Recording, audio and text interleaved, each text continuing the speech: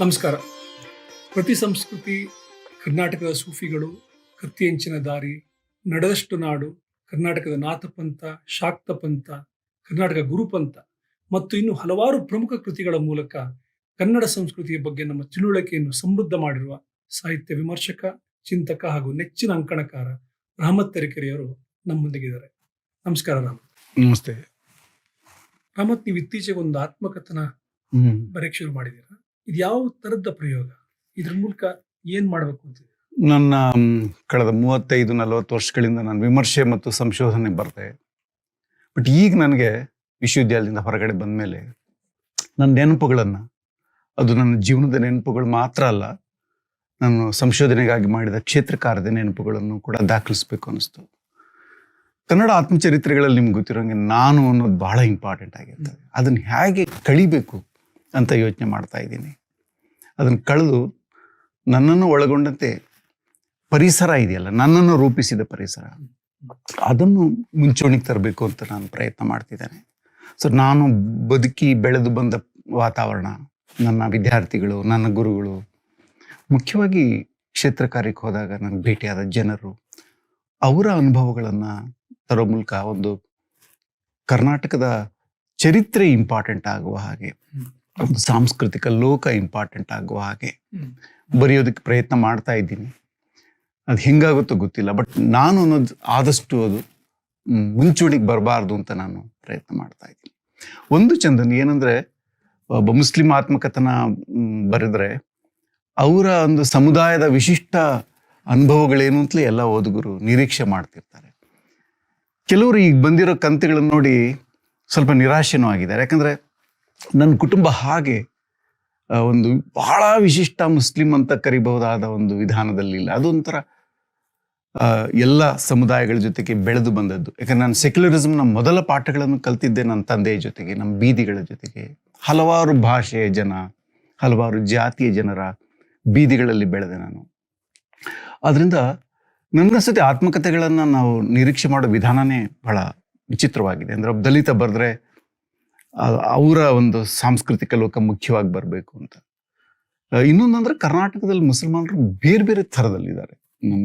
ನಮ್ಮ ಕರಾವಳಿ ಮುಸಲ್ಮಾನರು ಬೇರೆ ಥರ ಇದ್ದಾರೆ. ಸೊ ನಾನು ಬೆಳೆದ ವಾತಾವರಣದಲ್ಲಿ ಇದ್ದ ಒಂದು ಮುಸ್ಲಿಂ ಸಮಾಜ ಏನಿದೆ, ಅದು ಎಲ್ಲ ಸಮುದಾಯಗಳ ಜೊತೆಗೆ ಬೆರೆತದ್ದು. ಕನ್ನಡ ಕೂಡ ನಮ್ಮ ಉರ್ದು ಅಷ್ಟೇ ಸಹಜವಾಗಿತ್ತು. ಹೀಗಾಗಿ ಆ ಪರಿಸರನ ಹೇಗೆ ಕಟ್ಕೊಳ್ಬಹುದು ಅಂತ ಪ್ರಯತ್ನ ಮಾಡ್ತಾ ಇದ್ದೀನಿ. ರಾಮತ್, ನೀವು ಬಾಲ್ಯದ ದಿನಗಳು ನೀವು ಕಳೆದಿದ್ದ ಸಮತಳದಲ್ಲಿ ತರೀಕೆರೆ ಹತ್ರ ಇರುವ, ನಿಮ್ ತಂದೆ ಕಮ್ಮಾರಿಕೆ ಮಾಡ್ತಾ ಇದ್ರು, ಒಂದು ಹೊಲನೂ ಇತ್ತು ಅವ್ರ ಹತ್ರ. ನಿಮ್ ತಾಯಿ ಮನೇಲಿ ಕಸೂತಿ ಕೆಲಸ ಮಾಡ್ತಾ ಇದ್ರು, ಆಮೇಲೆ ಕುರಾನ್ ಪಾಠ ಮಾಡ್ತಾ ಇದ್ರು ಊರಿನ ಹೆಣ್ಮಕ್ಳಿಗೆ. ಈ ಪರಿಸರದಲ್ಲಿ ನಿಮ್ಮ ಕನ್ನಡ ಸಾಹಿತ್ಯದ ಬಗ್ಗೆ ನಿಮ್ಮ ಆಸಕ್ತಿ ಹೇಗೆ ಮೂಡ್ಬಂತು? ಆ್ಯಕ್ಚುಲಿ ನಮಗೆ ಸಂವಿಧಾನ ಸೆಕ್ಯುಲರಿಸಮ್ ಬಗ್ಗೆ ಡೆಫಿನೇಷನ್ ಕೊಡುತ್ತೆ, ಅಥವಾ ಬೇರೆ ಬೇರೆ ಚಿಂತಕರು ಕೊಟ್ಟಿದ್ದಾರೆ. ನನ್ಗನ್ಸುತ್ತೆ ನಮ್ಮ ಜೀವನದ ಪರಿಸರದಲ್ಲೇ ಆ ಸೆಕ್ಯುಲರಿಸಮ್ನ ಒಂದು ಸಂಗತಿ ಇದೆ. ಮೇಲ್ನೋಟಕ್ಕೆ ಬಹಳ ವಿಚಿತ್ರವಾಗಿ ಕಾಣೋ ಸಂಗತಿಗಳು ಒಟ್ಟಿಗೆ ಇರ್ತವೆ. ಉದಾಹರಣೆಗೆ ನನ್ನ ತಾಯಿ ಬೇರೆ ಬೇರೆ ಮನೆಯವ್ರಿಗೆ ಹೋಗಿ ಮಕ್ಕಳಿಗೆ ಕುರಾನ್ ಕಲಿಸ್ತಾ ಇದ್ರು. ಅದ್ರ ಜೊತೆಗೆ MGR ಸಿನಿಮಾಗಳನ್ನು, ರಾಜ್ಕುಮಾರ್ ಸಿನಿಮಾಗಳನ್ನು ಬಹಳ ಇಷ್ಟಪಟ್ಟು ನೋಡ್ತಾ ಇದ್ರು. ತಮಿಳ್ ಬರ್ತಾ ಇತ್ತು ಅವ್ರಿಗೆ, ಅವ್ರ ಫ್ರೆಂಡ್ಸ್ ಎಲ್ಲ ತಮಿಳ್ಸ್ ಆಗಿದ್ರು. ಅವೆರಡು ಬೇರೆ ಲೋಕಗಳೇ ಅಲ್ಲ, ಅವೆರಡು ಜೊತೆಯಲ್ಲೇ ಹೋಗ್ತಾ ಇತ್ತು. ಅಪ್ಪ ಕೃಷಿಕನೂ ಆಗಿದ್ದಾಗ ಮತ್ತು ಕಮ್ಮಾರಿಕೆನೂ ಮಾಡ್ತಾ ಇದ್ದಿದ್ರಿಂದ ಎಲ್ಲ ಥರದ ರೈತಾಪಿ ಜನಗಳ ಜೊತೆಗೆ ಸಂಬಂಧ ಇತ್ತು. ಸೊ ನನಗೆ ಸಾಹಿತ್ಯದ ಬಗ್ಗೆ ಒಲವು ಮೂಡಿದ್ದು ಹೇಗೆ ಹೇಳೋದು ಅಂತ ಗೊತ್ತಾಗ್ತಿಲ್ಲ. ಬಟ್ ನನ್ನಮ್ಮ ಬಹಳ ಒಳ್ಳೆ ಕತೆಗಾರ್ತಿಯಾಗಿ ಕತೆ ಹೇಳೋಳು. ನಮಗೆ ಇಸ್ಲಾಂನ ಪುರಾಣ ಮತ್ತು ಚರಿತ್ರೆಗಳಿಂದ ಕತೆಗಳನ್ನು ಹೇಳೋರು. ನನ್ನ ಅಜ್ಜಿ ಕತೆ ಹೇಳೋರು. ಮತ್ತು ಅಕ್ಷರಕ್ಕೆ ಮೊದಲು ತೆರ್ಕೊಂಡ ಸದಸ್ಯ ನಾನು ಮನೆಯಲ್ಲಿ. ಹೀಗಾಗಿ ಅಕ್ಷರದ ರೂಪದಲ್ಲಿ ಮನೆಗೆ ಏನು ಬಂದರೂ ಓದ್ತಾ ಇದ್ದೆ. ಒಂದು ಪೊಟ್ಟಣ ಕಟ್ಕೊಂಡು ಅಂಗಡಿಯಿಂದ ಬಂದರೆ ಅದನ್ನು, ಆ ವಸ್ತು ನಮ್ಮ ಮನೆಗೆ ಕೊಟ್ಬಿಟ್ಟು ಪೂರ್ತಿ ಓದ್ತಾ ಇದ್ದೆ. ಬಹಳ ಮುಖ್ಯವಾಗಿ ಚಂದಮಾಮ ಥರದ ಪತ್ರಿಕೆಗಳು ನಮಗೊಂಥರ ಕಥನದ ಬಗ್ಗೆ ಆಸಕ್ತಿಯನ್ನು ಹುಟ್ಟಿಸಿದ್ರು. ಮತ್ತು ಭಾಳ ಒಳ್ಳೆ ಸ್ಕೂಲ್ ಟೀಚರ್ಗಳು, ಕನ್ನಡ ಮೇಷ್ಟ್ರುಗಳು ವಿದ್ಯಾರ್ಥಿಗಳಲ್ಲಿ ಸಾಹಿತ್ಯದ ಆಸಕ್ತಿಯನ್ನು ಮೂಡಿಸ್ತಾರೆ. ನನ್ನ ಅದೃಷ್ಟಕ್ಕೆ ಅಂಥ ಒಳ್ಳೆ ಟೀಚರ್ಗಳು ಸಿಕ್ಕಿದ್ರು. ಮತ್ತು ನನ್ನ ಹೈಸ್ಕೂಲ್ ಎದುರುಗಡೆ ಒಂದು ಲೈಬ್ರರಿ ಇತ್ತು. ಅಲ್ಲಿ ಎಲ್ಲ ಪುಸ್ತಕಗಳು ಸಿಗ್ತಾ ಇತ್ತು. ಸೊ ಬಹಳ ಉದ್ದೇಶಪೂರ್ವಕವಾಗಿ ಸಾಹಿತ್ಯದ ಆಸಕ್ತಿ ನಾನೇನು ಬೆಳೆಸ್ಕೊಳ್ಳಿಲ್ಲ, ಸಹಜವಾಗಿ ಇತ್ತು ಆ ವಾತಾವರಣದಲ್ಲಿ ಅಂತ ನನಗೆ ಅನಿಸ್ತದೆ. ನೀವು ಮೈಸೂರಲ್ಲಿ ಕನ್ನಡ MA ಮಾಡಿದ್ರಿ, PhD ಕೂಡ ಅಲ್ಲೇ ಮಾಡಿದ್ರಿ. PhD ಸಂಶೋಧನಾ ವಸ್ತು ಕನ್ನಡ ಕಾವ್ಯದಲ್ಲಿ ಪ್ರತಿಭಟನೆ. ಇದನ್ನ ನೀವು ಪ್ರಕಟಿಸ್ಲಿಲ್ಲ, ಬಟ್ ಇದರಲ್ಲಿ ಫೋಕಸ್ ಯಾವ್ದಿತ್ತು, ಏನ್ ಕಾಣಿಸ್ತು? ಚಂದನ್, ಆ 80ರ ದಶಕದಲ್ಲಿ 83ರಿಂದ 88 ನಾನು ಮಾಡಿದ್ದು. ನನ್ನ ಗುರುಗಳು HM ಚೆನ್ನಯ್ಯ, ನವ್ಯದ ಬಹಳ ಒಳ್ಳೆ ಲೇಖಕ ಮತ್ತು ಬಹಳ ಒಳ್ಳೆ ಫಿಲಾಸಫರ್ ಅವರು. ಆಗ ಸಾಹಿತ್ಯ ಕೃತಿ ಬಹಳ ಇಂಪಾರ್ಟೆಂಟ್ ಆಗಿತ್ತು. ಆದರೆ ಹೊರಗಡೆ, ವಿಶ್ವವಿದ್ಯಾಲಯದ ಹೊರಗಡೆ, ಪರ್ಟಿಕ್ಯುಲರ್ಲಿ ಬೆಂಗಳೂರು ವಿಶ್ವವಿದ್ಯಾಲಯದಲ್ಲಿ ಮತ್ತು ಕರ್ನಾಟಕದ ಬೇರೆ ಬೇರೆ ಕಡೆ ಚಳುವಳಿಗಳು ತುಂಬ ದೊಡ್ಡ ಪ್ರಮಾಣದಲ್ಲಿ ನಡೀತಾ ಇತ್ತು. ಮತ್ತು ಎಲ್ಲ ಚಳುವಳಿಗಳಲ್ಲಿ ಪ್ರತಿಭಟನೆ, ಪ್ರತಿರೋಧ ಬಹಳ ಇಂಪಾರ್ಟೆಂಟ್ ಆದಂತಹ ಒಂದು ಮೌಲ್ಯವಾಗಿ ಬರ್ತಾ ಇತ್ತು. ಮೈಸೂರಿನಲ್ಲಿ ಒಂದು ಬಗೆಯ ಸಾಂಪ್ರದಾಯಿಕ ವಾತಾವರಣ ಇತ್ತು. ಹೀಗಾಗಿ ನನಗೆ ಈ ಬಂಡಾಯ, ದಲಿತ ಚಳುವಳಿಗಳ ಪ್ರಭಾವ ಇರಬಹುದು, ಈ ವಸ್ತು ಇಟ್ಕೊಂಡು, ಈ ಆಶಯ ಇಟ್ಕೊಂಡು, ಪ್ರತಿಭಟನೆ ಆಶಯ ಇಟ್ಕೊಂಡು ಆಧುನಿಕ ಕಾವ್ಯ ನೋಡಬೇಕು ಅಂಥೇಳಿ ನನಗೆ ಅನಿಸ್ತು. ಆದರೆ ನನ್ನ ಗುರುಗಳು ಕಾವ್ಯ ಬಹಳ ಇಂಪಾರ್ಟೆಂಟು, ಅದನ್ನು ಅರ್ಥ ಮಾಡ್ಕೊಳ್ಳೋದು ಬಹಳ ಇಂಪಾರ್ಟೆಂಟು ಅಂತಂದು ಸಾಹಿತ್ಯಕ್ಕೆ ಹೆಚ್ಚು ಇಂಪಾರ್ಟೆನ್ಸ್ ಕೊಡೋರು. ಸೊ ಹೊರಗಿನ ವಾತಾವರಣದಲ್ಲಿ ಚಳುವಳಿಗಳ ಪ್ರಭಾವ ಇತ್ತು, ಮತ್ತು ಒಳಗಡೆ ನನ್ನ ಅಧ್ಯಯನ ಸಂಸ್ಥೆಯಲ್ಲಿ, ನಾನು ಓದಿದ ಸಂಸ್ಥೆಯಲ್ಲಿ ಸಾಹಿತ್ಯನ ಹೆಂಗೆ ನೋಡಬೇಕು ಅನ್ನುವಂಥ ವಿಧಾನಗಳನ್ನು ಕಲಿಸ್ಕೊಡ್ತಾ ಇದ್ರು. ಇವೆರಡನ್ನೂ ಸೇರಿಸಿ ನಾನು ಆ ಕೆಲಸ ಮಾಡಿದೆ, PhD. ಬಟ್ ಅದು ಪ್ರಕಟ ಮಾಡಲಿಲ್ಲ. ಅದರ ಸಾರವನ್ನು ನಾನು ನನ್ನ ಮರದೊಳ ಕಿಚ್ಚುನಲ್ಲಿ ಹಾಕಿದೆ. ಅದರಿಂದ ನನಗೆ ನನ್ನ ಮುಂದಿನ ಎಲ್ಲ ಸಂಶೋಧನೆಗಳಲ್ಲಿ ಒಂದು ಪ್ರತಿರೋಧ ಮತ್ತು ಪರ್ಯಾಯದ ಹುಡುಕಾಟ ಇದೆಯಲ್ಲ, ಒಂದು ಕಲ್ಚರ್ ಮಾಡೋದು, ಒಂದು ಸಮುದಾಯ ಮಾಡೋದು, ಅದು ಬಹಳ ಮುಖ್ಯ ಆಯಿತು. ಅದೊಂದು ನನ್ನ ಸಂಶೋಧನೆಗೆ ಒಂದು ದಿಸೆಯನ್ನು ಕೊಡ್ತು ಅಂತ ನನಗನ್ನಿಸ್ತದೆ ಆ PhD ಕೆಲಸ. ರಾಮತ್, ನೀವು PhD ಮುಗಿಸಿದ ನಂತರ ಶಿವಮೊಗ್ಗದಲ್ಲಿ ನಿಮ್ಮ ವೃತ್ತಿ ಜೀವನ ಆರಂಭ ಮಾಡಿದ್ರಿ. ಅಲ್ಲಿ ಆಲ್ಮೋಸ್ಟ್ 10 ವರ್ಷ ಇದ್ರಿ, US ಕಾಲೇಜಲ್ಲಿ, ಆಮೇಲೆ ಸಹ್ಯಾದ್ರಿ ಕಾಲೇಜಲ್ಲಿ. ಈ ದಿನಗಳು ಯಾವ ಥರದ ದಿನಗಳು? ನಿಮ್ಮ ಓದ್ ಹೇಗಿತ್ತು? ಯಾರ ಜೊತೆ ಒಡನಾಟ ಇತ್ತು? ನನ್ನ ಊರು ತರೀಕೆರೆ, ಬೆಳೆದದ್ದು ಇತ್ಯಾದಿ, ಅದು ಶಿವಮೊಗ್ಗಕ್ಕೆ ಹೆಚ್ಚು ಹತ್ತಿರ. ಅದು ಚಿಕ್ಕಮಗಳೂರು ಜಿಲ್ಲೆಗೆ ಸೇರಿದ್ರು ಶಿವಮೊಗ್ಗಕ್ಕೆ ಹೆಚ್ಚು ಹತ್ತಿರ.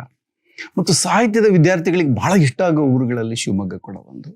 ಸೊ ನಾನು ವಿದ್ಯಾರ್ಥಿ ಆಗಿರುವಾಗಲೇ, ಅಲ್ಲಿ BA ಓದ್ತಿರುವಾಗಲೇ ಬಹಳ ಒಳ್ಳೆ ಅಧ್ಯಾಪಕರು ಸಿಕ್ಕರು. ಮತ್ತು ಸಂಜೆ ಯಾವುದಾದ್ರೂ ಕರ್ನಾಟಕ ಸಂಘದಲ್ಲಿ ಕಾರ್ಯಕ್ರಮ ಇರೋದು, ಕುವೆಂಪುನ ಅಲ್ಲಿ ನಾನು ಅವ್ರ ಭಾಷಣ ಕೇಳಿದೆ. ಕಾರಂತರಂತರು ತುಂಬ ಬರ್ತಾ ಇದ್ದು. ಮತ್ತು ತಮಗೆ ಗೊತ್ತಿರೋಂಗೆ ಅದೊಂದು ಸಮಾಜವಾದಿ ಚಳವಳಿಯ ಜಾಗ. ಅದು ತುಂಬ ಪ್ರಗತಿಪರ ಪತ್ರಕರ್ತರಿದ್ದರು. ಮತ್ತು ಸಾಮಾನ್ಯವಾಗಿ ಸಂಪ್ರದಾಯವಾದಿಗಳಿಗೂ ಪ್ರಗತಿಪರರಿಗೂ ದೊಡ್ಡ ಒಂದು ಸಂಘರ್ಷನೂ ನಡೀತಾ ಇದ್ದ ಜಾಗ.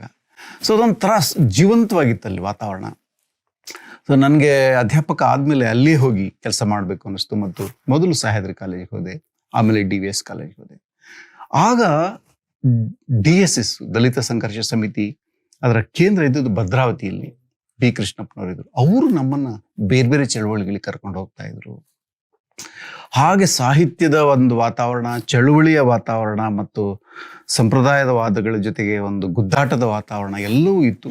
ಬಹಳ ಇಂಪಾರ್ಟೆಂಟ್ ಚಂದನ್, ಇವೆಲ್ಲದರ ಜೊತೆಗೆ ಸಂಗೀತದ ಕಾರ್ಯಕ್ರಮಗಳು ಬಹಳ ನಡೀತಾ ಇತ್ತಲ್ಲಿ. ತುಂಬ ಒಳ್ಳೆ ಬೆಸ್ಟ್ ಸಂಗೀತಗಾರನ ನಾನು, ಚೌರಾಸಿ ಅವರ ಕೊಳಲನ್ನು ಅಲ್ಲಿ ಕೇಳಿದೆ, ಮತ್ತು VC ಜೋಗ್ ಅವರ ವೈಲಿನ್ ಕೇಳಿದೆ. ತುಂಬ ದೊಡ್ಡ ದೊಡ್ಡ ಆರ್ಟಿಸ್ಟ್ಗಳು, ಮನ್ಸೂರ್ ಅವರು. ಕರ್ನಾಟಕದ ಬಹಳ ಇಂಪಾರ್ಟೆಂಟ್ ಆದ ಸಾಂಸ್ಕೃತಿಕ ಕೇಂದ್ರಗಳಲ್ಲಿ ಶಿವಮೊಗ್ಗ ಒಂದು. ಅದು ನಮ್ಗೆ ಬಹಳ ಇಷ್ಟ ಆಗ್ತಿತ್ತು. ಕನ್ನಡ ವಿಶ್ವವಿದ್ಯಾಲಯಕ್ಕೆ ಹೋಗೋಕ್ಕೆ ಮುಂಚೆ ಒಂದು ಒಳ್ಳೆ ಬುನಾದಿಯನ್ನು ಆ ಊರು ಹಾಕ್ಕೊಡ್ತು ಅಂತ ನನಗನ್ನಿಸುತ್ತೆ. ಸೊ ನನ್ನ ಜೀವನದಲ್ಲಿ ತರೀಕೆರೆಗಿರುವಷ್ಟೇ ಇಂಪಾರ್ಟೆನ್ಸು, ಅದಕ್ಕಿಂತಲೂ ಹೆಚ್ಚು ಇಂಪಾರ್ಟೆನ್ಸ್ ಶಿವಮೊಗ್ಗಕ್ಕಿದೆ. ನೀವು ಆ ಅವಧಿಯಲ್ಲಿ ಯಾವ ವಿಷಯಗಳ ಬಗ್ಗೆ ಬರೀತಿದ್ರಿ, ಎಲ್ಲಿ ಬರೀತಿದ್ರಿ, ಆಮೇಲೆ ಕ್ಲಾಸ್ ರೂಮ್ ಪಾಠದ ಅನುಭವಗಳೇನು? ಒಂದು, ನನಗೆ ಅವಾಗ ಸಂಕ್ರಮಣ ಅಂತ ಪತ್ರಿಕೆ ಇತ್ತಲ್ಲ, ಅದರಲ್ಲಿ ನಾನು ಲೇಖನಗಳನ್ನು ಬರೀತಾ ಇದ್ದೆ. ಏನು ವಿಮರ್ಶೆ ಕಲ್ತಿದ್ದೆ MA ಆ ಥಿಯರಿಗಳನ್ನು ನಾನು ಪ್ರಾಕ್ಟೀಸ್ ಮಾಡಬೇಕಾಗಿತ್ತು. ಅವಾಗ ನಮ್ಗೆ ಸಿಕ್ಕಿದ ಮ್ಯಾಗ್ಝೀನು ಸಂಕ್ರಮಣ. ಸೊ ಸಂಕ್ರಮಣದಲ್ಲಿ ನನ್ನ ಪುಸ್ತಕ ಇರಲಿಲ್ಲ. ನಾನು ವಿಶ್ವವಿದ್ಯಾಲಯಕ್ಕೆ ಹೋಗುವಾಗ ಕೂಡ ನನ್ನ ಪುಸ್ತಕ ಇರಲಿಲ್ಲ. ಸೊ ತುಂಬ ಲೇಖನಗಳನ್ನು ಬರೀತಾ ಇದ್ದೆ. ಮತ್ತು ಶಿವಮೊಗ್ಗದ ವಾತಾವರಣದಲ್ಲಿ ವಿದ್ಯಾರ್ಥಿಗಳ ಜೊತೆಗೆ ನನ್ನ ಅನುಭವ ಇದೆ, ಅದು ಬಹಳ ಜೀವಂತವಾಗಿ ನನಗೆ ನೆನಪಿದೆ. ಕರ್ವಾಲೋ ಟೆಕ್ಸ್ಟ್ ಇತ್ತು ಅವಾಗ, ತೇಜಸ್ವಿ. ಇವತ್ತಿಗೂ ಕರ್ವಾಲೋ ಪಾಠ ಕೇಳಿದ ವಿದ್ಯಾರ್ಥಿಗಳು ಬೇರೆ ಬೇರೆ ದೇಶಗಳಲ್ಲಿದ್ದಾರೆ. ಯಾಕಂದರೆ PU ಪಾಠ ಮಾಡ್ತಿದ್ದೆ ನಾನು. ಇಂಗ್ಲೆಂಡಲ್ಲಿ ಇದ್ದಾರೆ, ಇನ್ನು ಬೇರೆ ಬೇರೆ ಕಡೆ ಇದ್ದಾರೆ. ಅವರು ಆ ಕರ್ವಾಲೋ ಟೆಕ್ಸ್ಟ್ನಿಂದ, ಆ ಕಾದಂಬರಿಯಿಂದ ಎಷ್ಟು ಪ್ರೇರಿತರಾಗಿದ್ರು ಅಂದರೆ, ಆಮೇಲೆ ಉದ್ದಕ್ಕೂ ಅವ್ರಿಗೆ ಬೇರೆ ಪ್ರೊಫೆಷನ್ಗೆ ಹೋದ್ರು ಸಾಹಿತ್ಯದ ಆಸಕ್ತಿ ಉಳಿಸ್ಕೊಂಡ್ರು. ಸೊ ಹಾಗೆ ನನಗೊಂದು ಅಧ್ಯಾಪನದ ಒಂದು ಸಂತೋಷದ ದಿನಗಳನ್ನು ನಾನು ಅಲ್ಲಿ ಕಳೆದೆ ಅಂತ ನನಗೆ ಅನಿಸ್ತದೆ. ಮತ್ತು ನೀವು ಶಿವಮೊಗ್ಗದಿಂದ ಕನ್ನಡ ವಿಶ್ವವಿದ್ಯಾಲಯಕ್ಕೆ ಹೋದ್ರಿ, ಹಂಪೆಗೆ. ಅಲ್ಲೇ ನಿಮ್ಮ ಹೆಚ್ಚಿನ ಸಂಶೋಧನೆ ಮತ್ತೆ ಬರವಣಿಗೆ ನಡೀತಿದ್ದು. ಅಲ್ಲಿಯ ಪರಿಸರ ಹೇಗಿತ್ತು? ಅದ್ರ ಜೊತೆ ನಿಮ್ಮ ನಂಟು ಯಾವ ರೀತಿ ಬೆಳೀತಾ ಹೋಯಿತು? ಪೂರಕವಾಯ್ತು ನಿಮ್ಮ ಬೌದ್ಧಿಕ ವೈಚಾರಿಕತೆ ಬೆಳವಣಿಗೆ ದೃಷ್ಟಿಯಿಂದ? ಶಿವಮೊಗ್ಗ ಬಿಟ್ಟು ಹೋಗ್ಲಿಕ್ಕೆ ಮನಸ್ಸಿರ್ಲಿಲ್ಲ, ನನ್ನ ಹೆಂಡತಿಗಂತೂ ಇರಲೇ ಇಲ್ಲ. ಯಾಕಂದ್ರೆ ನಾವು ಸೆಟ್ಲ್ ಆಗಿದ್ವಿ, ಮತ್ತೆ ಊರು ಒಳ್ಳೆಯ ಊರು, ಅನೇಕ ಗಲಭೆಗಳೆಲ್ಲ ನಡೀತಾ ಇದ್ರು ಕೂಡ ಸಾಹಿತ್ಯದ ವಾತಾವರಣ ತುಂಬ ಇದ್ದಂತಹ ಊರು. ಆದರೆ ವಿಶ್ವವಿದ್ಯಾಲಯ ಶುರುವಾದಾಗ ಹೋಗುವಾಗ ಒಂದ್ಸಲ ಹೆಂಗಪ್ಪ ಹೊಸ ಪ್ರದೇಶಕ್ಕೆ ಹೋಗೋದು, ಮತ್ತು ಅಲ್ಲಿ ಪಾಠ ಇಲ್ಲ. ನಾನು ಇಲ್ಲಿ ಪಾಠ ಮಾಡ್ತಾ ಇದ್ದೆ, ಸಂಶೋಧನೆ ಅಷ್ಟೇ ಮಾಡಬೇಕಾಗಿತ್ತು.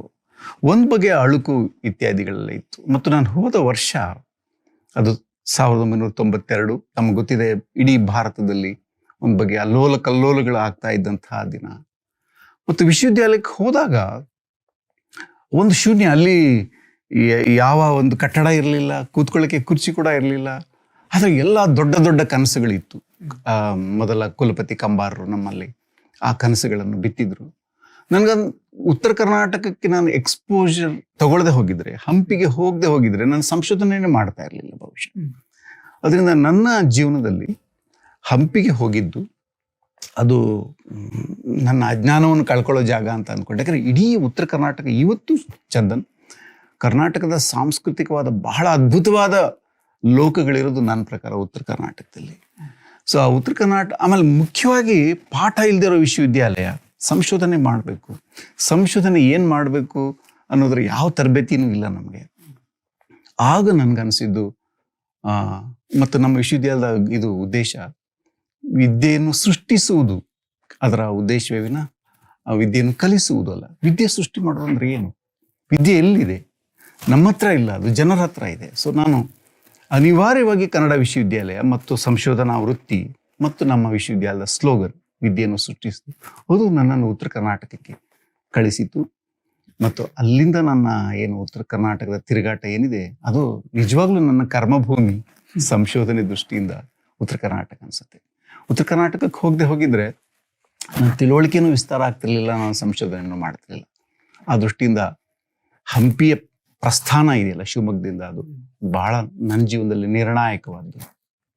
ನಿಮ್ಮ ಜೊತೆ ಇದ್ದ ಸಹೋದ್ಯೋಗಿಗಳು ಅವರು, ಅಂದ್ರೆ ನೀವು ನೋಡಿದ್ರೆ ರಾಮತ್, ಹಂಪಿ ಯೂನಿವರ್ಸಿಟಿ, ಕನ್ನಡ ಯೂನಿವರ್ಸಿಟಿಯ ಕೊಡುಗೆ ಅಪಾರವಾದ್ದು. ಅಂದ್ರೆ ಪಬ್ಲಿಕೇಶನ್ಸ್ ನೋಡಿ ಅದ್ಭುತವಾದ ಕೆಲಸ ನಡೆದಿದೆ ಅಲ್ಲಿ. ಅಲ್ಲಿ ಒಂದು ತಂಡ ಇತ್ತು ಅನ್ಸುತ್ತೆ, ಎಲ್ಲರೂ ಪ್ರತಿಭಾವಂತರು, ಕ್ರಿಯಾತ್ಮಕವಾಗಿದ್ರು. ಇನ್ಫ್ಯಾಕ್ಟ್ ನಾನೇ ಚಿಕ್ಕವನದ್ರಲ್ಲಿ. ಈಗ ನಾಗಭೂಷಣ್ ಸ್ವಾಮಿ ಇದ್ರು, ಕೆ.ವಿ. ನಾರಾಯಣ, ಕೀರಂ, ಎಚ್.ಎಸ್. ರಾಘವೇಂದ್ರ ರಾವ್, ದಿಲ್ಲಿಯಿಂದ ಸತ್ಯನಾಥ್ ಬಂದಿದ್ರು, ಹೈದರಾಬಾದಿಂದ ಪಡಿಕ್ಕಲ್ ಬಂದಿದ್ರು, ಶ್ರೀನಿವಾಸ ರಾಜು ಇದ್ರು, ತುಂಬಾ ದೊಡ್ಡ ವಿದ್ವಾಂಸರಿದ್ರು. ಅದ್ರಲ್ಲಿ ನಾನು ತುಂಬಾ ಚಿಕ್ಕವನು. ಮತ್ತು ಎಲ್ಲರೂ ಕೂಡ ಒಂದು ಕಂಬಾರರ ಜೊತೆಗೆ ಒಂದು ಕನಸನ್ನ ಶೇರ್ ಮಾಡೋರು. ಮತ್ತು ಏನಾದರೂ, ಯಾಕಂದ್ರೆ ಎಲ್ಲವೂ ಝೀರೋನಿಂದ ಶುರು ಆಗಿತ್ತಲ್ಲ, ಕಟ್ಟಡ ಇರಲಿಲ್ಲ, ಮತ್ತು ಯಾವ ಪಬ್ಲಿಕೇಶನ್ ಇತ್ಯಾದಿ ಎಲ್ಲದನ್ನು ಹೊಸ ಮೆಥಡಾಲಜಿನೂ ನಾವು ಶುರು ಮಾಡಬೇಕಾಗಿತ್ತು. ಸೊ ಎಲ್ಲ ಅಂದರೆ ನನಗೆ ಅಷ್ಟೊಂದು ಪ್ರತಿಭಾವಂತ ವಿದ್ವಾಂಸರ ಜೊತೆಗೆ ಕೆಲಸ ಮಾಡುವಾಗ ನನಗೆ ಅನಿಸಿದ್ದೇನೆಂದರೆ, ಹಲವು ಮನಸ್ಸುಗಳು ಒಟ್ಟಿಗೆ, ಹಲವು ಕ್ಷೇತ್ರದ ತಿಳುವಳಿಕೆಗಳು ಒಟ್ಟಿಗೆ ಇದ್ದಾಗ ಕಿರಿಯರಿಗೆ ಒಂದು ದೊಡ್ಡ ಒಂದು ಬುನಾದಿ ಸಿಗುತ್ತೆ. ನನಗೆ ಆ ಥರ ಆ ಸ್ಕಾಲರ್ಸ್ ಜೊತೆ ಕೆಲಸ ಮಾಡುವಾಗ, ಯಾಕಂದ್ರೆ ನಮ್ಮಲ್ಲೊಂದು ಒಂದು ಒಂದು ಕಾರ್ಯಕ್ರಮ ಇತ್ತು, ದಿನಮಾತು ಅಂತ. ಪ್ರತಿದಿನ ನಾವೆಲ್ಲರೂ ಸೇರಿ ಜಗತ್ತಿನ ಯಾವುದಾದ್ರೂ ಒಂದು ವಿಷಯ ಇಟ್ಕೊಂಡು ಚರ್ಚೆ ಮಾಡ್ತಿದ್ವಿ. ಅದು ಎಷ್ಟು ಟ್ರೈನಿಂಗ್ ಕೊಡ್ತು ಅಂದರೆ, ಚರ್ಚೆ ಮಾಡೋಕ್ಕೆ, ನಮ್ಮ ಅಭಿಪ್ರಾಯ ಹೇಳೋಕ್ಕೆ, ಭಿನ್ನಮತ ಹೇಳೋದಕ್ಕೆ. ಹಾಗೆ ಕನ್ನಡ ಯೂನಿವರ್ಸಿಟಿಗೆ ನಾನೇನು ಕೊಡುಗೆ ಕೊಟ್ಟಿದ್ದೀನಿ ಅಂತ ನನಗೆ ಗೊತ್ತಿಲ್ಲ, ಬಟ್ ಅದು ನನಗೆ ಬಹಳ ಕೊಟ್ಟಿದೆ ನನ್ನ ವ್ಯಕ್ತಿತ್ವಕ್ಕೆ ಅಂತ ಅನಿಸುತ್ತೆ. ನಮ್ಮಲ್ಲಿ ನೀವು ಇತ್ತೀಚೆಗೆ ಒಂದು ಲೇಖನ ಬರ್ತಿದ್ದೀರಾ, ಅದರಲ್ಲಿ ನೀವೇನು ಹೇಳ್ತೀರಾ ಅಂದರೆ, ನನ್ನ ಸಂಶೋಧನಾ ಕ್ರಮ ಹೆಕ್ಕುವ ಮಾರ್ಗ, ಹೆಕ್ಕುವ ಕ್ರಮ. ನೀವು ಹೇಳ್ತೀರ, ನಮ್ಮ ತಂದೆ ಕಮಾರಕ್ಕೆ ಮಾಡ್ತಾ ಗುಜರಿ ಅಂಗಡಿಯ ಬೇರೆ ಬೇರೆ ಲೋಹಗಳ ಜೊತೆ ಕರಗಿಸಿ ಒಂದು ಕತ್ತಿ ಕೂಡ್ಲು ಮಾಡಿದ ಹಾಗೆ, ನನ್ನ ತಾಯಿ ಕಸೂತಿ ಬಟ್ಟೆ ಚೂರುಗಳಿಂದ ಹೊಲ್ದಾಗೆ, ಆ ರೀತಿಯಲ್ಲಿ ನಿಮ್ಮ ಸಂಶೋಧನೆ ಕೂಡ ಬೇರೆ ಬೇರೆ ಕಡೆಯಿಂದ ಮಟೀರಿಯಲ್ಸ್ ತಂದು ಒಟ್ಟಿಗೆ ತಂದು ಸಮಗ್ರವಾಗಿ ಆ ಒಂದು ಸಮಸ್ಯೆನ ಎದುರಿಸುವ ಒಂದು ಮಾರ್ಗ ಅಂತ ಬರೀ ಬ್ಯೂಟಿಫುಲ್ ಆಗಿ ಹೇಳಿದ್ದೀರ ನೀವು. ನಾನು ಆಕಾಶದ ಸೂರ್ಯ ಮೋಡ ಚಂದ್ರಗಳಿಗಿಂತ ನೆಲದ ಮೇಲಿರುವ ಕಲ್ಲು ಕಸ ಮಣ್ಣು ಇದನ್ನೇ ನೋಡೋದು ಹೆಚ್ಚು ಅಂತ. ಇದೇನ್ ರಮತ್? ನಮ್ಮ ಸಂಶೋಧನೆ ಮುಖ್ಯವಾಗಿ ಶಾಸನ, ಹಸ್ತಪ್ರತಿ ಅಥವಾ ವಾಸ್ತುಶಿಲ್ಪ ಅಥವಾ ಶಿಲ್ಪ, ಯಾವುದು ನಾವು ಕ್ಲಾಸಿಕಲ್ ಮೆಟೀರಿಯಲ್ ಅಂತ ಕರಿತೀವಿ, ಅದ್ರ ಮೇಲೆ ಹೆಚ್ಚು ಇತ್ತು ಕನ್ನಡದ ಸಂಶೋಧನೆ. ಮತ್ತು ಯಾರು ಕ್ಷೇತ್ರಕ್ಕೆ ಹೋಗಿ ಜನಪದದ ಮೇಲೆ ಕೆಲಸ ಮಾಡ್ತಿದ್ರು ಅವ್ರು ಸಂಗ್ರಹ ಅಷ್ಟೇ ಮಾಡ್ತಾ ಇದ್ರು. ನಮ್ಗೊಂದು ದೊಡ್ಡ ಸವಾಲು ಏನು ಸೃಷ್ಟಿ ಆಯಿತು ಅಂದರೆ, ವಿದ್ಯೆಯನ್ನು ಸೃಷ್ಟಿಸುವ ಸಂಸ್ಥೆ ಅಂತ ಅಂದಾಗ ವಿದ್ಯೆ ಎಲ್ಲಿದೆ? 3 ವಿಧದಲ್ಲಿ ಅರ್ಥೈಸ್ಕೋಬೋದು. ಒಂದು ಜನರಲ್ಲಿದೆ, ಅದನ್ನು ನಾವು ಸಂಗ್ರಹ ಮಾಡಬೇಕು ಅಂತ, ಅದು ಅರ್ಧ ಸತ್ಯ. ನಮ್ಮಲ್ಲಿದೆ, ಅದು ಜನರಿಗೆ ಕೊಡಬೇಕು ಅಂತ, ಅದು ಸತ್ಯ ಅಲ್ಲ. ಆದ್ರೆ 3ನೇ ದಾರಿ ನಾವೆಲ್ಲ ಕಂಡುಕೊಳ್ಳಕ್ಕೆ ಟ್ರೈ ಮಾಡಿದ್ವಿ. ಏನಂದ್ರೆ, ಜನರಲ್ಲಿ ತಿಳುವಳಿಕೆ ಇದೆ, ಅನುಭವ ಇದೆ, ಮತ್ತು ಅವರ ಬೇರೆ ಬೇರೆ ವೃತ್ತಿಯಲ್ಲಿ ಬೇರೆ ಬೇರೆ ಕಲೆಗಳಲ್ಲಿ ಪಳಗಿದ ಜನರಾದ್ರಿಂದ ಅವರಲ್ಲಿ ಒಂದು ಅದ್ಭುತವಾದ ವಿದ್ಯೆ ಕೂಡ ಇದೆ. ನಾವು ಜನರನ್ನ ಅನಕ್ಷರಸ್ಥರು ಅಂತ ಹೇಳ್ಬೋದು, ಅವಿದ್ಯಾವಂತರು ಅಂತ ಹೇಳೋಕ್ಕಾಗಲ್ಲ. ಅಲ್ಲೊಂದು ಅದ್ಭುತವಾದ ವಿದ್ಯೆ ಇದೆ. ಅದು ಸಂಗೀತದ ವಿದ್ಯೆ ಇರ್ಬೋದು ಅಥವಾ ಥಿಯೇಟರ್ ನಾಲೆಜ್ ಇರ್ಬೋದು. ಸೊ ಅದನ್ನು ಆಧುನಿಕ ತರಬೇತಿ ಪಡೆದ ನಾನು ಅಲ್ಲಿ ಅದನ್ನು ತಗೊಂಡ್ಬಂದು ಅದನ್ನು ಮತ್ತೆ ಪರಿಷ್ಕರಿಸಿ ವಿದ್ಯೆಯನ್ನಾಗಿ ಸೃಷ್ಟಿ ಮಾಡಬೇಕು ಅಂತ, ಅದೊಂದು ಕನ್ನಡ ವಿಶ್ವವಿದ್ಯಾಲಯ ಕೊಟ್ಟ ಒಂದು ತರಬೇತಿ. ನನಗೆ ಜನರಿಗೆ ಕಲಿಸೋದಲ್ಲ, ಜನರಲ್ಲೇ ಎಲ್ಲ ತಿಳುವಳಿಕೆ ಇದೆ ಅಂತಲೂ ಅಲ್ಲ, ಆದರೆ ಆ ತಿಳುವಳಿಕೆಯನ್ನು ತಗೊಂಡ್ಬಂದು ನನ್ನ ಆಧುನಿಕ ತಿಳುವಳಿಕೆಯಿಂದ ಅದನ್ನು ಒಂದು ತಿಳುವಳಿಕೆ, ಹೊಸ ತಿಳುವಳಿಕೆಯನ್ನಾಗಿ ರೂಪಿಸ್ಬೇಕು ಅಂತ. ಅದು ಹೆಕ್ಕುವ ಕೆಲಸನೇ. ಎಲ್ಲ 500 ಹಳ್ಳಿಗಳಿಗೆ ನಾನು ಹೋಗಿ ಕೆಲಸ ಮಾಡಿದ್ದೇನೆ. ಮತ್ತು ಬಹಳಷ್ಟು ರಾತ್ರಿಗಳು, ನನ್ನ ಪ್ರಕಾರ ನನ್ನ ಸಂಶೋಧನೆಯಲ್ಲಿ ರಾತ್ರಿಗಳನ್ನು ಹೆಚ್ಚು ನಾನು, ಯಾಕಂದರೆ ತತ್ವಪದಗಳೆಲ್ಲ ರಾತ್ರಿ ಹಾಡ್ತಾರೆ, ಸೂಫಿ ಮ್ಯೂಸಿಕ್ ರಾತ್ರಿ ಇರ್ತದೆ, ನಾಥರ ಅನೇಕ ಚಟುವಟಿಕೆಗಳು ರಾತ್ರಿ ಇರ್ತದೆ. ಸೊ ಈ ಮುಖ್ಯವಾಗಿ ಹಾಡಿನ ಭಾಗವಾಗಿರುವ ಲಿಟ್ರೇಚರನ್ನು ನಾನು ಹೆಚ್ಚು ಅನುಸಂಧಾನ ಮಾಡಿದೆ.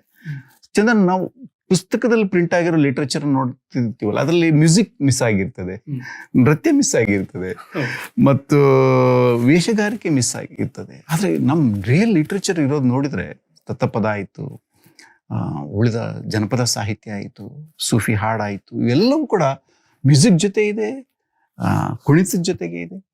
ಸೊ ಹೀಗಾಗಿ ಅವನ್ನೆಲ್ಲ ಹೆಕ್ಕುವ, ಅವುಗಳನ್ನು ಬೇರೆ ಬೇರೆ ಊರುಗಳಿಗೆ ಹೋಗಿ ತಿರುಗಾಡ್ಕೊಂಡು ತಗೊಂಬರುವ ಮತ್ತು ಅವುಗಳನ್ನು ಸಂಯೋಜಿಸುವ, ಜೋಡಿಸುವ, ನಾನು ಅದನ್ನು ಜೀರ್ಣ ಮಾಡಿಕೊಂಡು ಕರಗಿಸಿ ಹೊಸದನ್ನು ಸೃಷ್ಟಿ ಮಾಡೋ ಕೆಲಸ ಇದೆಲ್ಲ ಒಂಥರ ಹೆಕ್ಕುವ ಕೆಲಸ ಅಂತ ನಾನು ಅಂದ್ಕೊಂಡಿದ್ದೀನಿ. ರಹಮತ್, ನೀವು ಮುಂಚಿನಿಂದಲೂ ಪ್ರತಿ ಸಂಸ್ಕೃತಿಗಳಲ್ಲಿ ಒಂದು ಆಸಕ್ತಿ ತೋರಿಸಿದ್ದೀರ. ಮೊದಲನೇ ಪುಸ್ತಕ ಪ್ರತಿ ಸಂಸ್ಕೃತಿ ಅಲ್ವಾ? ಹೌದು.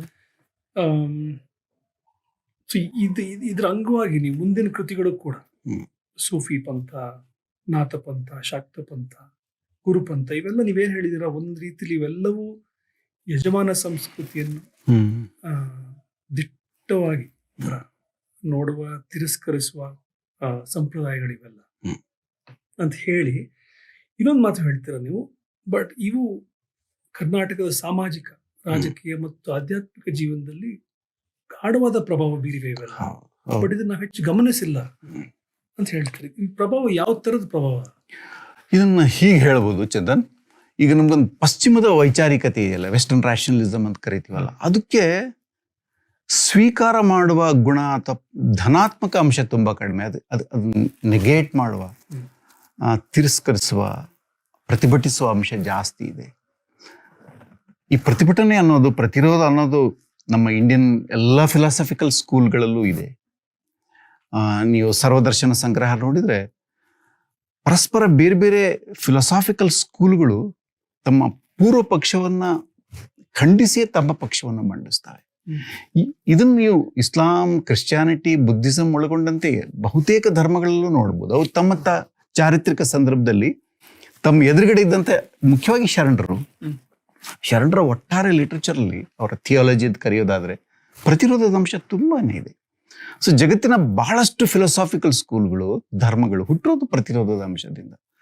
ಅದರಿಂದ ಅದನ್ನು ಕಳೆದು ಅವು ಕಟ್ಟಿದ ಪರ್ಯಾಯಗಳನ್ನು ನೋಡೋಕ್ಕಾಗಲ್ಲ. ನನ್ನ ತಿಳುವಳಿಕೆಯಲ್ಲಿ ನಮಗೆಲ್ಲ ಒಂದು ದೊಡ್ಡ ಸವಾಲು ಇದ್ದಿದ್ದು ವೆಸ್ಟರ್ನ್ ರ್ಯಾಷನಲಿಸಮ್ ತಪ್ಪಿಸ್ಕೊಂಡು ತನ್ನದೇ ಆದ ಒಂದು ಭಾರತೀಯ ರ್ಯಾಷನಲಿಸಮ್ ಅನ್ನ, ಭಾರತೀಯವಾದ ಒಂದು ಜೀವನ ಆಲೋಚನಾ ಕ್ರಮವನ್ನು ಒಳಗೊಂಡಿರುವ ಈ ಸ್ಕೂಲ್ಗಳೇನಿವೆ, ನಾಥ, ಸೂಫಿ, ಶಾಕ್ತ, ಆರೂಢ, ಅವಧೂತ, ಇವುಗಳಲ್ಲಿ ಎರಡೂ ಇದೆ.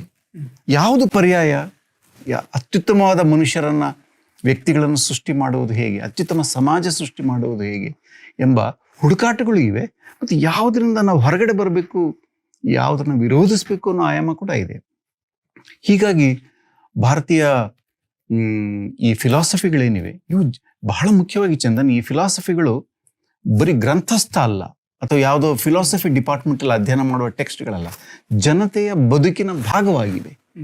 ನೀವು ಗುರುಪಂಥ ಸ್ವೀಕಾರ ಮಾಡಿದವರು ಕರ್ನಾಟಕದಲ್ಲಿ ಸಾವಿರಾರು ಜನ ಸಿಗ್ತಾರೆ.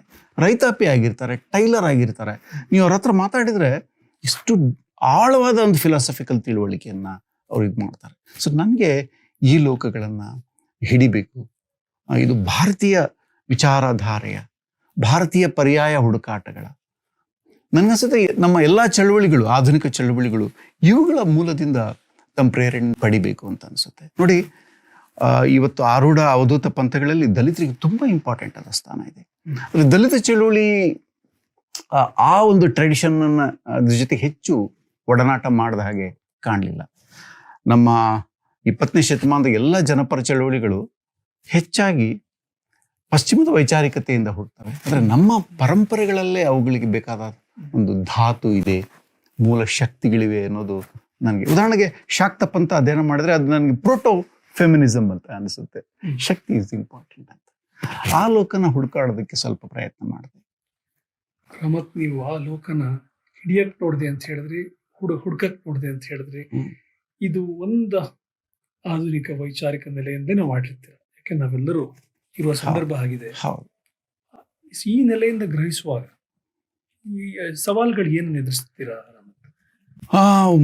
ಮೊದಲನೇದಾಗಿ ಅಕಾಡೆಮಿಕ್ ಆದ ಸವಾಲು ಅಂದರೆ ನಮ್ಮ ಫಿಲಾಸಫಿ ಡಿಪಾರ್ಟ್ಮೆಂಟ್ಗಳೇನಿವೆ, ತತ್ವಶಾಸ್ತ್ರದ ಡಿಪಾರ್ಟ್ಮೆಂಟ್, ಇವುಗಳನ್ನು ಭಾರತದ ದರ್ಶನಗಳು ಅಂತ ಪರಿಗಣಿಸಲೇ ಇಲ್ಲ. ಯಾಕಂದ್ರೆ ಅದು ಜನರಲ್ಲಿದೆ. ಆ ಜನ ದುಡಿಯೋ ವರ್ಗದವರು, ಕೆಳವರ್ಗದವರು, ಹಳ್ಳಿಲಿ ಇರ್ತಾರೆ.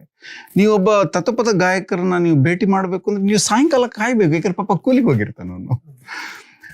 ಮತ್ತು ಅದು ಜನತೆಯ ಹಾಡಿನ ಭಾಗವಾಗಿದೆ, ಆಚರಣೆಯ ಭಾಗವಾಗಿದೆ, ಹಬ್ಬಗಳ ಭಾಗವಾಗಿದೆ. ಆ ಲೋಕದಲ್ಲಿರುವ ಒಂದು ಫಿಲಾಸಫಿಯನ್ನು ಅವರು ಶೋಧ ಮಾಡಲೇ ಇಲ್ಲ. ನಾನು ಕೇಳಿದ್ರೆ ಕರ್ನಾಟಕದ ತತ್ವಶಾಸ್ತ್ರದ ವಿಭಾಗಗಳೇನಿವೆ ಅವು DVG, ಕುವೆಂಪು, ತೇಜಸ್ವಿ, ಲಂಕೇಶ್ ಅಂತ ಫಿಲಾಸಾಫಿಕಲ್ ರೈಟರ್ಗಳ ಬಗ್ಗೆ ಕೂಡ ಅವರು ಏನು ಅನಾಲಿಸಿಸ್ ಮಾಡಿಲ್ಲ. ಸೊ ಹೀಗಾಗಿ ಈ ಲೋಕಗಳಲ್ಲಿರುವ ಒಂದು ತತ್ವಶಾಸ್ತ್ರ ಏನಿದೆ ಅವುಗಳನ್ನು ಅದೊಂಥರ ಅದನ್ನು ಯಾರು ಹೆಚ್ಚಿಗೆ ಅಧ್ಯಯನಗಳನ್ನೇ ಮಾಡಿರಲಿಲ್ಲ. ಕನ್ನಡ ಸಂಶೋಧನೆಯಲ್ಲಿ ನಾವು ಹೆಚ್ಚಾಗಿ ರಾಜಕೀಯ ಚರಿತ್ರೆಗಳಿಗೆ ಸಂಬಂಧಪಟ್ಟ ಅಧ್ಯಯನಗಳನ್ನು ಹೆಚ್ಚು ಮಾಡಿದ್ವಿ. ಫಿಲಾಸಫಿ ಲೋಕಗಳನ್ನು, ಜನತೆಯ ಫಿಲಾಸಫಿ ಲೋಕಗಳನ್ನು ಹೆಚ್ಚು ಮಾಡಲಿಲ್ಲ. ಆ ಕಾರಣಕ್ಕಾಗಿ ಅದು ನನಗೆ ಬಹಳ ಮುಖ್ಯ ಅಂತ ಅನಿಸ್ತು. ರಮತ್, ನೀವು ಈ ಪ್ರತಿ ಸಂಸ್ಕೃತಿಗಳ ಲೋಕ ಸ್ಟಡಿ ಮಾಡಕ್ ಶುರು ಮಾಡಿ ಸುಮಾರು ವರ್ಷ ಆಯ್ತು. ಈಗ ಕರ್ನಾಟಕ ಸೂಫಿ ಕೂಡ ಆ ಪುಸ್ತಕದಿಂದ ಹಿಡಿದು ಇಲ್ಲಿಯವರೆಗೆ ನೀವು ನಿಮ್ಮ ಅಪ್ರೋಚ್ ಗಮನಿಸಿದ್ರೆ ಇದನ್ನ ಗ್ರಹಿಸುವ ಕ್ರಮದಲ್ಲಿ ಯಾವ ರೀತಿ ನಾವು ಅಪ್ರೋಚ್ ಮಾಡಬೇಕು, ಈ ಪ್ರಪಂಚಗಳನ್ನ, ಭಾವನೆಗಳನ್ನ, ಈ ಸಂವೇದಗಳನ್ನ ಯಾವ ರೀತಿ ನಾವು ಕರೆಕ್ಟ್ ಆಗಿ ಮುಖಾಮುಖಿ ಮಾಡಬೇಕು ಅನ್ನೋದ್ರ ಬಗ್ಗೆ ನಿಮ್ಮಲ್ಲೇ ಅದರ ಬದಲಾವಣೆಗಳಾಗಿದ್ದಾವೆ? ಆಗಿದೆ. ಮೊದಲನೇದಾಗಿ ನಾನು ಮೂಲತಃ ವಿಮರ್ಶೆ ಬರೀತಾ ಇದ್ದವನು ಸಂಕ್ರಮಣದಲ್ಲಿ, ಸಾಹಿತ್ಯದ ವಿದ್ಯಾರ್ಥಿ. ಫಿಲಾಸಫಿ ಮತ್ತು ರಿಲಿಜನ್ಗಳ ಅಧ್ಯಯನ ಮಾಡೋಕ್ಕೆ ಸಾಧ್ಯನೇ ಇರಲಿಲ್ಲ ನಾನು. ಬಟ್ 92ರ ವಾತಾವರಣ ಏನಿತ್ತು ಭಾರತದಲ್ಲಿ ಅದು ನನ್ನನ್ನು ಬಹಳ ಗಲಿಬಿಲಿ ಮಾಡಿತು. ಹೊಸ ವಿಶ್ವವಿದ್ಯಾಲಯಕ್ಕೆ ಹೋಗಿದ್ದೇನೆ, ಹೊಸ ವೃತ್ತಿಯನ್ನು ಸ್ವೀಕಾರ ಮಾಡಿದ್ದೇನೆ, ಹೊಸ ಪ್ರದೇಶಕ್ಕೆ ಹೋಗಿದ್ದೇನೆ. ಅದು ಏನು ರಿಸರ್ಚ್ ಮಾಡಬೇಕು? ಸಾಹಿತ್ಯದ ರಿಸರ್ಚ್ ಮಾಡೋದ್ರ ನನಗೆ ಬಹಳ ಆಸಕ್ತಿ ಉಳಿಲಿಲ್ಲ. ಯಾಕಂದ್ರೆ ಒಂದು ಧರ್ಮದ ಹೆಸರಿನಲ್ಲಿ ಈ ದೇಶ ಇಷ್ಟೊಂದು ಪ್ರಕ್ಷುಬ್ಧತೆಯನ್ನು ಕ್ರಿಯೇಟ್ ಮಾಡ್ಕೊಂಡಿದ್ರೆ, ಹಿಂಸೆಯನ್ನು ಕ್ರಿಯೇಟ್ ಮಾಡ್ಕೊಂಡಿದ್ರೆ, ಇದಕ್ಕೆ ಮದ್ದು ಇದೆಯಾ ನಮ್ಮ ಸಮುದಾಯಗಳಲ್ಲಿ, ನಮ್ಮ ಪರಂಪರೆಗಳಲ್ಲಿ, ನಮ್ಮ ಧರ್ಮಗಳಲ್ಲಿ ಅನ್ನುವ ಈ ಒತ್ತಡವೇ ಸೂಫಿಗಳ ಅಧ್ಯಯನಕ್ಕೆ ನನಗೆ ಹಚ್ಚಿದ್ದು. ಅದೊಂದು ಭಾರತದಲ್ಲಿ 92ರ ಆ ಪ್ರಕ್ಷುಬ್ಧತೆ ಇಲ್ಲದೆ ಹೋಗಿದ್ರೆ ನಾನು ಈ ಪಂಥಗಳ ಅಧ್ಯಯನಕ್ಕೆ ಹೋಗ್ತಾನೆ ಇರಲಿಲ್ಲ. ಸೊ ನನ್ನಲ್ಲಿ ವೈಯಕ್ತಿಕವಾಗಿ ಉಂಟಾದ ಒಂದು ಹತಾಶೆ ಇದೆಯಲ್ಲ, ಏನು ಈ ಹಿಂಸೆಯನ್ನು ಈ ದೇಶ ತಾಳ್ಬೇಕೆ ಅಥವಾ ಇದಕ್ಕೇನಾದ್ರೂ ಪರಿಹಾರ ಇದೆಯೇ, ಪರಂಪರೆಯಲ್ಲಿ ಇದೆಯೇ ಅಂತ ಹಾಗೆ ಶುರು ಮಾಡಿದೆ. ಹಾಗೆ ಶುರು ಮಾಡುವಾಗ ನನಗನ್ನಿಸ್ತು ನಮ್ಮ ಭಾರತದ ಎಲ್ಲ ಫಿಲಾಸಫಿಕಲ್ ಸ್ಕೂಲ್ಗಳು ಒಂದರ ಹೊಟ್ಟೆಯಲ್ಲಿ ಒಂದು ಹುಟ್ಟಿವೆ ಅಂತ. ನಾನು ನಾಥ ಮಾಡಬೇಕು ಅಂತ ಇರಲಿಲ್ಲ, ಸೂಫಿಗಳು ಮಾಡುವಾಗ ನಾಥರ ಜೊತೆಗೆ ಸೂಫಿಗಳು ಮಾಡಿದ ಈ ಒಡನಾಟ ಏನಿದೆ, ಯಾಕಂದರೆ ನಾನು ಕರ್ನಾಟಕದ ಸೂಫಿಗಳು, ಕರ್ನಾಟಕದ ನಾಥಪಂಥ, ಕರ್ನಾಟಕದ ಶಾಕ್ತಪಂಥ, ಕರ್ನಾಟಕದ ಧಮ್ಮಪಂಥ, ಈಗ ನಾನು ಕೆಲಸ ಮಾಡ್ತಾ ಇದ್ದೇನೆ, ಕರ್ನಾಟಕದ ಗುರುಪಂಥ, ಎಲ್ಲದಕ್ಕೂ ಕರ್ನಾಟಕ ಇದೆ. ಆದರೆ ಈ ಕರ್ನಾಟಕ ದ್ವೀಪ ಅಲ್ಲ, ಭಾರತದ ಒಂದು ಭಾಗ. ಹೀಗಾಗಿ ಸೂಫಿಗಳ ಅಧ್ಯಯನ ಮಾಡುವಾಗ ಅಜ್ಮೀರಿಗೆ ಹೋಗ್ತಾ ಇದ್ದೆ, ನಾಥಪಂಥದ ಅಧ್ಯಯನ ಮಾಡುವಾಗ ಹರಿದ್ವಾರಕ್ಕೆ ಹೋಗ್ತಾ ಇದ್ದೆ. ಸೊ ಇಡೀ ಭಾರತನ ನಾನು ತಿರುಗಾಡ್ತಾ ಇದ್ದೆ. ಆಗ ನನ್ಗನ್ಸಿದ್ದು ಬೆಂಗಾಲ್ ಸೂಫಿಸಮ್, ರಾಜಸ್ಥಾನದ ನಾಥಿಸಮ್, ಗುಜರಾತ್ನ ಸೂಫಿಸಮ್, ಸಿಂಧ್ನ ಸೂಫಿಸಮ್ ಎಲ್ಲವೂ ಕೂಡ ಭಾರತದ ಎಲ್ಲ ಜನಪರ ದಾರ್ಶನಿಕ ಧಾರೆಗಳು ಅವು ಪ್ರತ್ಯೇಕವಾಗಿ ಹರದೇ ಇಲ್ಲ, ಪರಸ್ಪರ ಒಂದರ ಒಳಗೆ ಒಂದು ಹೊರದಿವಿ. ಹಾಗೆ ನನಗನ್ನಿಸ್ತು ಸೂಫಿಗಳ ಹೊಟ್ಟೆಯಿಂದ ನಾಥಪಸ್ಕ, ನಾಥಗಳ ಹೊಟ್ಟೆಯಿಂದ ಶಾಕ್ತ. ಯಾಕಂದ್ರೆ ನಾಥರಲ್ಲಿ ಶಾಕ್ತರು ಬಹಳ ಇಂಪಾರ್ಟೆಂಟ್ ಆಗಿದ್ದಾರೆ. ಮಚ್ಚೇಂದ್ರನಾಥ ಒಬ್ಬ ಶಾಕ್ತ ಪಂಥದವನು. ಶಾಕ್ತ ಆದ್ಮೇಲೆ ನನಗೆ ಕರ್ನಾಟಕದ ಆರೂಢ ಮತ್ತು ಗುರುಪಂಥ. ಚಂದ್ರ ನನಗೆ ನಾವು ಕಲಿಬೇಕಾದ ಬಹಳ ದೊಡ್ಡ ಪಾಠ. ಯಾಕಂದ್ರೆ ಸಮುದಾಯಗಳು ಧ್ರುವೀಕರಣ ಆಗ್ತಾ ಇವೆ, ಧರ್ಮಗಳು ಪರಸ್ಪರ ಸಂವಾದವನ್ನೇ ಕಳ್ಕೊಂಡು ಶತ್ರುಗಳ ಥರ ಒಂದು ಕದನಕ್ಕೆ ರೆಡಿ ಆಗ್ತಿರೋ ಭಾರತದಲ್ಲಿ ನಮ್ಮ ಬಹಳ ದೊಡ್ಡ ಪಾಠ ನಮ್ಮ ಈ ಸಂತರ ಲೋಕಗಳಲ್ಲಿ ಇದೆ ಅಂತ ಅನಿಸುತ್ತೆ. ಎಷ್ಟು ಅದ್ಭುತ ನೋಡಿ.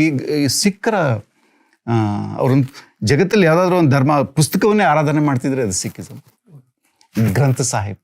ಅದ್ರಲ್ಲಿ ಏನೇನಿದೆ ಅಂತಂದ್ರೆ ಭಾರತದ ಎಲ್ಲ ಸಂತರ ರಚನೆಗಳಿವೆ. ಕಬೀರ್ ಇದ್ದಾನೆ, ತುಕಾರಾಮ್ ಇದ್ದಾನೆ, ಜ್ಞಾನದೇವ ಇದ್ದಾನೆ, ಪಂಜಾಬಿನ ಬುಲ್ಲೆ ಶಾ ಇದ್ದಾನೆ, ಬಾಬಾ ಫರೀದ್ ಇದ್ದಾನೆ. ಅದೊಂದು ಬಹಳ ಸೆಕ್ಯುಲರ್ ಆದಂಥ ಧರ್ಮ. ಅದರಿಂದ ಈ ಸಂತರ ಅಧ್ಯಯನ ಮಾಡುವಾಗ ನನಗೆ ಭಾರತದ ಕಾನ್ಸ್ಟಿಟ್ಯೂಷನಲ್ಲಿರುವ ಈ ಸೆಕ್ಯುಲರಿಸಮ್ ಇದೆಯಲ್ಲ, ಅದಕ್ಕೆ ತುಂಬ ಹತ್ತಿರವಾದ ಮೌಲ್ಯಗಳನ್ನು ಸೃಷ್ಟಿ ಮಾಡಿದ್ದಾರೆ ಮತ್ತು ಬದುಕಿದ್ದಾರೆ. ಸೊ ನನಗೆ ಬಹಳ, ನೀವು ಹೇಳಿದ್ರಿ ನೀನು ದೃಷ್ಟಿಕೋನದಲ್ಲಿ ಏನು ಪಲ್ಲಟ ಆಯಿತು ಅಂತ. ಬಹಳ ಶುದ್ಧ ವಿಚಾರವಾದಿ ದೃಷ್ಟಿಕೋನದಿಂದ ನನ್ನ ಬರಹದ ಬದುಕನ್ನು ಆರಂಭ ಮಾಡಿದ ನಾನು, ನಮ್ಮ ಪರಂಪರೆಯಲ್ಲಿ ಜನ ಇದೇ ವಿಚಾರವಾದವನ್ನು ಬೇರೆ ಥರದಲ್ಲಿ ಅವರು ಒಂದು ಬದುಕಿನ ಕ್ರಮವಾಗಿ ಸ್ವೀಕಾರ ಮಾಡಿದ್ದಾರೆ. ಅದನ್ನು ಶೋಧ ಮಾಡೋದು ಬಹಳ ಮುಖ್ಯ ಅಂತ ನನಗೆ ಅನಿಸ್ತು. ಆದರೆ ಒಂದು ಭಯ ಇದೆ, ಏನಂದರೆ ಇವೆಲ್ಲ ಕಾಲುದಾರಿಗಳು. ನಿಜವಾಗ್ಲೂ ನಮ್ಮ ರಾಜಕಾರಣದಲ್ಲಿ, ಪ್ರಧಾನ ಧರ್ಮಗಳಲ್ಲಿ ಅವಕ್ಕೆ ತುಂಬ ಪವರ್ ಇದೆ. ಯಾಕಂದರೆ ಪ್ರಭುತ್ವದ ಭಾಗ ಆಗಿವೆ. ಇವ್ಯಾವು ಕೂಡ ಪ್ರಭುತ್ವದ ಭಾಗ ಆಗಿಲ್ಲ. ಇವುಗಳು ಹೇಗೆ ದುರುಪಯೋಗ ಆಗ್ತವೆ ಅನ್ನೋದ್ರ ಬಗ್ಗೆ ನನಗೊಂದು ಭಯ ಇದೆ. ನಮತ್ ನೀವಾಗಲೇ ಈ ಸಂತ ಪರಂಪರೆಗಳ ಪರಸ್ಪರ ಸಂಬಂಧ ಒಂದು ರೀತಿಯ ನಮ್ಮ ಸಂವಿಧಾನದಲ್ಲಿರುವ ಸೆಕ್ಯುಲರಿಸಮ್ ಆಶೆಯನ್ನ ಬಿಂಬಿಸುತ್ತೆ ಅಂತ ಹೇಳಿದ್ರೆ, ಈ ನಮ್ಮ ಸಂವಿಧಾನದ ಸೆಕ್ಯುಲರಿಸಮ್ ಸಮದೂರ ಕಾಪಾಡ್ಕೋಬೇಕು ಎಲ್ಲ ಧರ್ಮಗಳಿಂದ ಅಂತ. ಈ ಸಂತ ಪರಂಪರೆಗಳ ಸಂಬಂಧ ನೋಡಿದ್ರೆ ಒಂದು ರೀತಿಯ ಸಹಬಾಳ್ವೆ ಅಥವಾ ಪರಸ್ಪರ ತರ ಕ್ರಿಯೇಟಿವ್ ಆಗಿ ಒಬ್ಬರನ್ನೊಬ್ಬರನ್ನ ಮುಕ್ತವಾಗಿ ತಮ್ಮ ಸಂಪ್ರದಾಯ ವಿನ್ಯಾಸಗಳನ್ನ ಬದಲಾಯಿಸ್ತಾ ಹೋಗೋದು ಅನ್ಸುತ್ತೆ. ಮತ್ತು ಇನ್ನೊಂದು, ಈಗ ಈ ಪ್ರತಿರೋಧಿಸಿ ಹೊರಹೊಮ್ಮಿದ ಈ ಸಂಪ್ರದಾಯಗಳು ಒಂದು ಗಟ್ಟಿ ನೆಲ ಪಡ್ಕೊಂಡಾಗ ಈ ಪ್ರಭಾವಿ ಸಂಪ್ರದಾಯಗಳು ಅವು ಯಾವ ರೀತಿ ನಡ್ಕೊಂಡಿದಾವೆ ಇವ್ರ ಜೊತೆ? ಹೊರಗಿಟ್ರ ಅಥವಾ ಒಂಥರದ ಅನುಸಂಧಾನ ನಡೆಸಿದ್ರ? ಹೇಗಿದನ್ನ ನೀವು ಅರ್ಥ ಮಾಡ್ಕೊಂಡಿದ್ದೀರ? ಮೊದಲನೇದಾಗಿ ನೀವು ಮಾಡಿದ ತಿದ್ದುಪಡಿ ಸರಿಯದು. ಯಾಕಂದ್ರೆ ಪಶ್ಚಿಮದ ರಾಷ್ಟ್ರಗಳಲ್ಲಿ ರೂಪುಗೊಂಡ ವ್ಯಾಖ್ಯೆ ಏನಿದೆ ಸೆಕ್ಯುಲರಿಸಮ್ಗೆ, ಸ್ಟೇಟಿಂದ ಎಲ್ಲ ಧರ್ಮಗಳು ದೂರ ಇರಬೇಕು ಅನ್ನೋದು, ಅದಕ್ಕಿಂತ ಡಿಫರೆಂಟ್ ಆದ ರೀತಿಯಲ್ಲಿ ನಮ್ಮಲ್ಲಿ ಅದನ್ನು ಎರಡು ಶಬ್ದಗಳಲ್ಲಿ ಹೇಳಕ್ ಬಯಸ್ತೀನಿ. ಒಂದು, ಎಲ್ಲ ಧರ್ಮಗಳು ಅಥವಾ ಫಿಲಾಸಫಿಗಳು ಸಹಬಾಳ್ವೆ ಮಾಡೋದು ಮತ್ತು ಪರಸ್ಪರ ಹಂಚಿಕೊಳ್ಳುವುದು. ಸಹಬಾಳ್ವೆ ಮಾಡುವಾಗ ಅನೇಕ ಹಂಚಿಕೊಳ್ಳದೆ ಮಾಡಕ್ ಸಾಧ್ಯ ಇದೆ, ಅಂದ್ರೆ ಪರಸ್ಪರ ಪ್ರಭಾವ ಪಡೆಯೋದು. ನನ್ ತಕ್ಷಣ ಹೊಳಿತಿರೋ ಎಕ್ಸಾಂಪಲ್ ಏನು ಅಂದ್ರೆ, ಕರ್ನಾಟಕದ ಮತ್ತು ಭಾರತದ ಸೂಫಿಗಳಲ್ಲಿ ತುಂಬಾ ಪ್ರಭಾವ ಬೀರಿದ ಒಂದು ಫಿಲಾಸಫಿ ಅನಲ್ ಹಕ್ ಫಿಲಾಸಫಿ. 10ನೇ ಶತಮಾನದ ಬಗ್ದಾದ್ನಲ್ಲಿ ಇದ್ದಂತಹ ಮನ್ಸೂರ್ ಅಲ್ ಹಲ್ಲಾಜ್. ಆ ಮನ್ಸೂರ್ ಅಲ್ ಹಲ್ಲಾಜ್ ತನ್ನ ಅನಲ್ ಹಕ್ ಫಿಲಾಸಫಿಯನ್ನು ಅಹಂ ಬ್ರಹ್ಮಾಸ್ಮಿ ಅದ್ವೈತದಿಂದ ಪಡ್ಕೊಂಡ್ರು ಮತ್ತು ಅದಕ್ಕಾಗಿ ಸಿಂಧ್ ಪ್ರವಾಸ ಬಂದಿದ್ರು ಅಂತ ಕೂಡ ಹೇಳಲಾಗ್ತದೆ. ಸೊ ಬರೀ ಸಹಬಾಳ್ವೆ ಮಾತ್ರ ಅಲ್ಲ, ಸಮಾನ ಮನಸ್ಕರಾಗಿರೋರು ಪರಸ್ಪರ ಹಂಚಿಕೊಳ್ಳೋದು ಕೂಡ. ಹೀಗಾಗಿ ಸೂಫಿಸಂನಲ್ಲಿ ಉದಾಹರಣೆಗೆ ಭಾರತದ ಸೂಫಿಗಳಲ್ಲಿ ಬಹಳ important school Chishti school. Chishti ಸೂಫಿಗಳು ನಮ್ಮ ದೆಹಲಿಯ ನಿಜಾಮುದ್ದೀನ್, ಕರ್ನಾಟಕದ ಬಂದಿನವಾಸ, ಅವ್ರು ಎಲ್ಲರೂ ಕೂಡ ಕಾವಿ ಧರಿಸ್ತಾರೆ. ಅದು ಕೂಡ ಈ ಬಗೆಯ ಸ್ನೇಹದ ಒಂದು ಭಾಗ ಅಂತ ಅಂದ್ಕೊಂಡಿದ್ದೀನಿ. ಅದರಿಂದ ಪ್ರಧಾನ ಧರ್ಮಗಳು ಹೇಗೆ ಕೊಡುಕೊಳೆ ಮಾಡಿವೆ ಮತ್ತು ಸಹಬಾಳ್ವೆ ಮಾಡಿವೆ ಅದು ಬೇರೆ ಅಧ್ಯಾಯ. ಬಟ್ ಫಿಲಾಸಫಿಗಳು, ಇವೆಲ್ಲ ಫಿಲಾಸಫಿಗಳು, ನಾಥ, ಶಾಕ್ತ, ಸೂಫಿ, ಆರೂಢ, ಅವಧೂತ, ಈ ಫಿಲಾಸಫಿಗಳು ಮೂಲತಃ ಮಿಸ್ಟಿಕ್ ಅಂತ ಕರಿತೀವಲ್ಲ, ಅನುಭವ, ಆ ಥರದ ಫಿಲಾಸಫಿಗಳು. ಹಿಂಗಾಗಿ ತುಂಬಾ ಫಕೀರರು ಮತ್ತು ಸೂಫಿಗಳು ಭಾರತದ ಯೋಗಿಗಳ ಜೊತೆಗೆ ಒಡನಾಟ ಮಾಡೋದನ್ನ ನೋಡ್ತೀವಿ. ನೀವು ಹೇಳಿದ್ದು ನಿಜ. ಇದು ನಾನು ಸರ್ವ ಧರ್ಮಗಳ ಅಥವಾ ಸರ್ವ ದಾರ್ಶನಿಕ ಧಾರೆಗಳ ಸಹಬಾಳ್ವೆ ಮತ್ತು ಕೊಡುಕೊಳೆ ಅಂತ. ಮುಂದಿನ ಪ್ರಶ್ನೆ ತಾವೇನು ಕೇಳಿದ್ರಿ, ಈ ಫಿಲಾಸಫಿಗಳಿಗೆ, ಯಾಕಂದ್ರೆ ಮೂಲತಃ ಇವು ಬಂಡುಕೋರ ಫಿಲಾಸಫಿಗಳು, ಬಂಡುಕೋರ ಪಂಥಗಳು. ಇವು ಹುಟ್ಟಿರೋದೇ ಅಥವಾ ಅವುಗಳು ಉದ್ದಕ್ಕೂ ಮಾಡಿರುವಂತಹ ಬಾಳುವಿನಲ್ಲೇ ಪ್ರಧಾನ ಧರ್ಮಗಳು ಅಂತ ಯಾವ್ದಿವೆ, ಅಥವಾ ಸ್ಥಾಪಿತ ಧರ್ಮಗಳು ಅಂತ ಯಾವ್ದಿವೆ, ಇನ್ಸ್ಟಿಟ್ಯೂಷನಲೈಸ್ ರಿಲಿಜನ್ಸ್ ಅಂತ ಕರಿತೀವಿ, ಅವುಗಳ ಜೊತೆಗೆ ಸಂಘರ್ಷ ಇದ್ದೇ ಇದೆ. ಈ ಉದಾಹರಣೆಗೆ ನಾಥರು ವೈದಿಕ ಪರಂಪರೆಯನ್ನ ಅಥವಾ ವೇದಗಳನ್ನ ಅವರು ಹೆಚ್ಚಾಗಿ ಒಪ್ಪಲ್ಲ. ಯೋಗ ಇಸ್ ಇಂಪಾರ್ಟೆಂಟ್. ಶರಣರು ಕೂಡ ಬಹಳ ಇಂಪಾರ್ಟೆಂಟ್ ಆದ ಆ ಥರ ಬಂಡುಕೋರ ಫಿಲಾಸಫಿ. ಸೊ ಭಾರತದ ಎಲ್ಲ ಬಂಡುಕೋರ ಫಿಲಾಸಫಿಗಳು ತಮ್ಮ ಸುತ್ತಮುತ್ತ ಇದ್ದಂತಹ ಪ್ರತಿಷ್ಠಿತ ಧರ್ಮಗಳೇನಿವೆ, ಒಂಥರ ಪ್ರಭುತ್ವದ ಭಾಗವಾಗಿ ಯಜಮಾನಿಕೆ ಮಾಡ್ತಿದ್ದ ಧರ್ಮಗಳು, ಅವುಗಳ ಜೊತೆಗೆ ಸಂಘರ್ಷ ಮಾಡಿ ಅವು ತಮ್ಮ ಬಾಳ್ವೆನ ರೂಪಿಸ್ಕೊಂಡಿವೆ, ತಮ್ಮ ಫಿಲಾಸಫಿನ ರೂಪಿಸ್ಕೊಂಡಿವೆ. ಆ ಒಂದು ಪ್ರತಿಭಟನಾ ಪರಂಪರೆ ಅದರ ರಕ್ತಗಳಲ್ಲೇ ಇದೆ, ಅವುಗಳ ರಕ್ತದಲ್ಲೇ ಇದೆ. ಮತ್ತು ಹೀಗಿದ್ದಾಗ ಈ ಪ್ರತಿಷ್ಠಿತ ಧರ್ಮಗಳು, ಪ್ರಧಾನ ಧರ್ಮಗಳು ಅಂತ ಕರೆದ್ರಲ್ಲ, ಪ್ರಭುತ್ವದ ಜೊತೆ ಗಟ್ಟಿಯಾಗಿ ಒಂದು ಸಂಬಂಧ ಇರುವ ಧರ್ಮಗಳು, ಇವು ಹೇಗೆ ರೆಸ್ಪಾಂಡ್ ಮಾಡಿವೆ? ಒಂದು ತುಂಬಾ ವೈಲೆಂಟ್ ಆಗಿ ಕೆಲವು ಸಂದರ್ಭದಲ್ಲಿ ನಾಶ ಮಾಡಿವೆ. ಉದಾಹರಣೆಗೆ ಅನೇಕ ಸೂಫಿಗಳು ಅವನ್ನ ಬಲಿ ತಗೊಂಡ್ರು. ಉದಾಹರಣೆಗೆ ಔರಂಗಜೇಬ್ ಕಾಲದಲ್ಲಿ ಸೂಫಿ ಸರ್ಮದ್ನ ತಲೆಯನ್ನು ಕಡಿತಾರೆ. ಇವನ್ ಬಗ್ದಾದ್ನಲ್ಲಿ ಮನ್ಸೂರ್ ಅಲ್ ಹಲ್ಲಾಜ್ನ ತಲೆಯನ್ನು ಕೂಡ ಕಡಿದ್ರು. ನಮ್ಗೆ ಇನ್ನು ಹಿಂದೆ ಹೋಗೋದು ನೋಡೋದಾದ್ರೆ ಚಾರ್ವಾಕರ್ನ ದಹನ ಮಾಡಿದ ಉದಾಹರಣೆಗಳಿದೆ.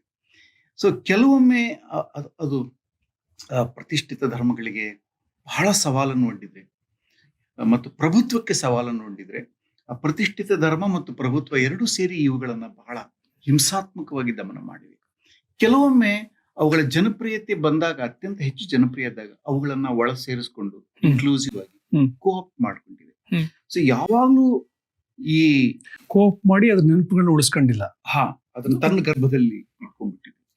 ತನ್ನ ಮೇನ್ ಸ್ಟ್ರೀಮ್ ಅಂತ ಯಾವ್ದನ್ನ ಕರಿತೀವಿ, ಅವುಗಳಲ್ಲಿ ಈ ಕಾಲುದಾರಿಗಳನ್ನ ಅವು ಮರ್ಜ್ ಮಾಡ್ಕೊಳ್ಳೋ ತರ ಎಲ್ಲ ಮಾಡಿವೆ. ಸೊ ಈ ಬಗೆಯ ಪ್ರತಿರೋಧ, ದಮನ, ಕೋಆಪ್ಷನ್ ಹಲವು ಬಗೆಯಲ್ಲಿ ರಿಯಾಕ್ಟ್ ಮಾಡಿವೆ. ಸೊ ಪ್ರತಿ ಈ ಕ್ರಿಯೆ ಹಿಂದೆ ಆಯಾ ಚಾರಿತ್ರಿಕ ಸಂದರ್ಭಗಳು ಕೆಲಸ ಮಾಡಿವೆ. ಮತ್ತು ಈ ಬಂಡಕೋರ ಈ ಸಂಪ್ರದಾಯಗಳು, ಇದರ ಮುಂದುವರಿಕೆಯಲ್ಲಿ, ಇವುಗಳ ಮುಂದುವರಿಕೆಯಲ್ಲಿ ಹೆಂಗಸರ ಪಾತ್ರ ಏನಿತ್ತು? ಅಂದ್ರೆ ಆಚರಣೆಗಳನ್ನು ಕಾಪಾಡ್ಕೊಳ್ಳೋದಾಗ್ಲಿ, ಅಥವಾ ಸೃಷ್ಟಿ ಮಾಡೋದ್ರಲ್ಲಾಗ್ಲಿ, ಅಥವಾ ಅದರ ತತ್ವಗಳನ್ನ ಇದನ್ನ 3 ತರ ಹೇಳ್ಬೋದು, ಹರಡುವ ರೀತಿ.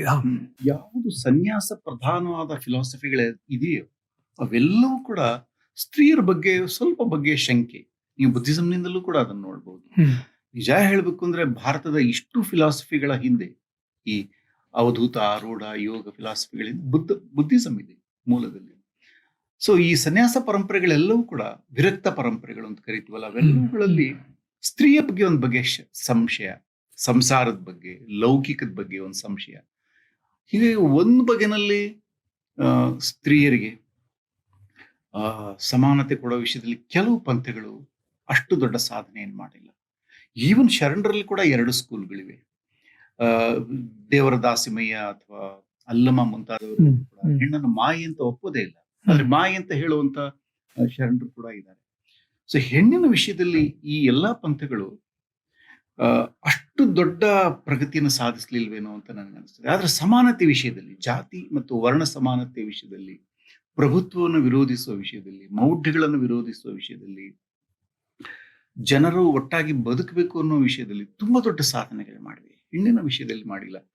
ಆದರೂ ಹೆಣ್ಣಿಲ್ಲದೆ ಈ ಪಂಥಗಳೇ ಇಲ್ಲ. ಯಾಕಂದ್ರೆ ಈ ಎಲ್ಲ ಸನ್ಯಾಸಿ ಅಥವಾ ಎಲ್ಲ ಫಿಲಾಸಫಿಗಳು ಆಚರಣಾ ಲೋಕಕ್ಕೆ ಬಂದಾಗ ಆ ಎಡೆಯನ್ನು, ಆ ಆಚರಣೆಗಳನ್ನು ಮಾಡೋರು ಯಾರು? ಇವರೇ ಅಡಿಗೆ ಮಾಡ್ಬೇಕು, ಮಹಿಳೆಯರೇ. ಬಹಳಷ್ಟು ತತ್ವಪದಗಳಲ್ಲಿ ಹೆಣ್ಮಕ್ಳು ಹಾಡ್ತಾರೆ ನಮ್ಮ ಕರ್ನಾಟಕದ ತತ್ವಪದಗಳಲ್ಲಿ. ಸೊ ಹೆಣ್ಣನ್ನ ಅವ್ರು ಎಷ್ಟು ದೂರ ಇಟ್ಟರು ಕೂಡ ಹೆಣ್ಣಿಲ್ದೆ ಬದುಕಕ್ಕೆ ಆಗೋದಿಲ್ಲ ಅನ್ನೋ ತರ ಒಂದು ಅವಸ್ಥೆ ಕೂಡ ಇದೆ. ರಾಬಿಯಾ ಬಸರಿ ಅಂತ ಒಬ್ಳು ಇದ್ಲು, ಅವ್ಳು ಇರಾಕಲ್ಲಿ. ಇರಾಕಲ್ಲಿ ಆ ಮಟ್ಟದ ಸೂಫಿಗಳು, ಮಹಿಳಾ ಸೂಫಿಗಳು ಭಾರತದಲ್ಲಿ ಬರಲಿಲ್ಲ. ನನ್ಗನ್ಸುತ್ತೆ ಚಂದನ್, ಸಮಾಜದಲ್ಲಿ ಮಹಿಳೆಯರಿಗೆ ಸಾರ್ವಜನಿಕ ಬದುಕಲ್ಲಿ ಸ್ಪೇಸ್ ಕ್ರಿಯೇಟ್ ಮಾಡದೇ ಇರುವಂತಹ ಒಂದು ಏನು ಸಾಮಾಜಿಕ ರಚನೆ ಇದೆ, ಅದರ ಪ್ರಭಾವ ಕೂಡ ಅಲ್ಲಿ ಕೂಡ ನಾವು ನೋಡ್ಬೋದು. ಬಟ್ ಇದ್ರ ಆಚೆಗೆ ಅನೇಕ ಮಹಿಳೆಯರು ಪರ್ಸನಲ್ ಆಗಿ ದೊಡ್ಡ ಸಾಧನೆಯನ್ನು ಮಾಡಿದ್ದಾರೆ. ಆದ್ರೂ ರಬಿಯ ತರದ ಸೂಫಿ ಮಹಿಳೆಯರು ಇಲ್ದಿದ್ರು ನೂರಾರು ಸೂಫಿ ಮಹಿಳೆಯರಿದ್ರು ಇಂಡಿಯಾದಲ್ಲಿ. ಅಂದ್ರೆ ಅವ್ರಿಗೆ ತರಬೇತಿ ತರ ಸಿಗ್ಲಿಲ್ಲ ಅಂದ್ರು ಸೂಫಿ ಇದರಲ್ಲಿ ಒಂದ ಟ್ರೆಡಿಷನ್ ಅಲ್ಲಿ ಅವ್ರೊಳಗಿದ್ದ ಒಂದು ಒಳಗಿನ ಒಂದು ಶಕ್ತಿಯ ಪ್ರಭಾವದಿಂದಲೋ ಏನೋ ಸ್ಥಳೀಯ ಬೇರೆ ಬೇರೆ ಕಡೆ ಅವರ ಹಿರಿಮೆಯನ್ನು ಗುರುತಿಸಿ ಅವರೊಂದು ಸಂತರನ್ನಾಗಿ ಸೂಫಿಯನ್ನಾಗಿ ನೋಡಿ ಬೆಂಗಳೂರಲ್ಲಿ 4-5 ಕಡೆ ಅವ್ರ ಗೋರಿಗಳಿದೆ. ಮಸ್ತಾನಿ ಮಾ ಅಂತೊಬ್ರು. ಇದನ್ನ ನೋಡಿದಾಗ ಒಂದು ಪುರುಷ ದೈವಗಳನ್ನ, ಪುರುಷ ಸಂತರನ್ನ ಆರಾಧನೆ ಮಾಡೋದಕ್ಕೆ ಜನ ಎಷ್ಟು ಉತ್ಸುಕತೆಯನ್ನು ತೋರಿಸಿದ್ರು ಕೂಡ ಮಹಿಳೆಯರು ಸಂತರನ್ನ ಅವರು ಬಿಡಕ್ಕಾಗ್ಲೇ ಇಲ್ಲ. ಯಾಕಂದ್ರೆ ನಿಜವಾದ ತಾಯ್ತನವನ್ನ ಪ್ರಕಟ ಮಾಡಿದ ಅನೇಕ ಮಹಿಳೆಯರನ್ನು ನೋಡಿ. ಜೈನಿಸಂನಲ್ಲಿ ಸನ್ಯಾಸ ಪ್ರಧಾನ ಧರ್ಮ ಮತ್ತು ಸವರ್ಣ ಪ್ರಧಾನ ಧರ್ಮ. ಆದ್ರೆ ಪದ್ಮಾವತಿ ಯಕ್ಷಿ ಬಂದೇ ಬಂದ್ಲು ಅಲ್ಲಿ. ಪದ್ಮಾವತಿ ಯಕ್ಷಿ ಬಂದು ಎಂಟರ್ ಆಗಿ ಸ್ತ್ರೀ ದೇವತೆ ಅಲ್ಲಿ ನೆಲೆಸಿದ್ಲು. ಸೊ ಹರಕೆ ಇತ್ಯಾದಿಗಳೆಲ್ಲ ಜೈನರು ಪದ್ಮಾವತಿ ಯಕ್ಷಿ ಜೊತೆ ಮಾಡ್ತಾರೆ. ಬುದ್ಧಿಸಂನಲ್ಲಿ ಎಷ್ಟೇ ಅದು ಸನ್ಯಾಸ ಪ್ರಧಾನ ಧರ್ಮ ಆಗಿದ್ರು ಕೂಡ ಯಕ್ಷಿಯರು ಅಥವಾ ಬುದ್ಧನಿಗೆ ಅನೇಕ ಯಕ್ಷಿಯರು ಬರ್ತಾರೆ. ಬಹಳ ಮುಖ್ಯವಾಗಿ ತಾರಾ.